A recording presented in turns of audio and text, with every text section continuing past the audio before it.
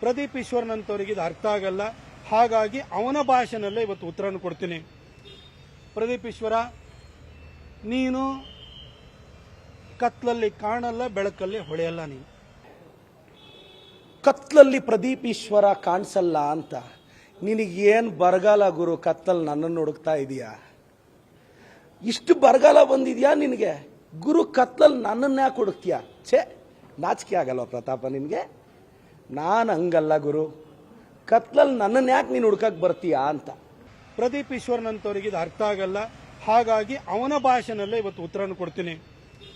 ಪ್ರದೀಪ್ ಈಶ್ವರ, ನೀನು ಕತ್ಲಲ್ಲಿ ಕಾಣಲ್ಲ, ಬೆಳಕಲ್ಲಿ ಹೊಳೆಯಲ್ಲ. ನೀನು ಕತ್ಲಲ್ಲಿ ಪ್ರದೀಪ್ ಈಶ್ವರ ಕಾಣಿಸಲ್ಲ ಅಂತ ನಿನಗೇನು ಬರಗಾಲ ಗುರು? ಕತ್ತಲ್ಲಿ ನನ್ನನ್ನು ಹುಡುಕ್ತಾ ಇದೀಯಾ?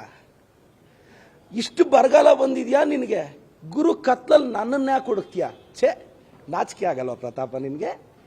ನಾನು ಹಂಗಲ್ಲ ಗುರು, ಕತ್ಲಲ್ಲಿ ನನ್ನನ್ನು ಯಾಕೆ ನೀನು ಹುಡುಕಕ್ಕೆ ಬರ್ತೀಯಾ ಅಂತ.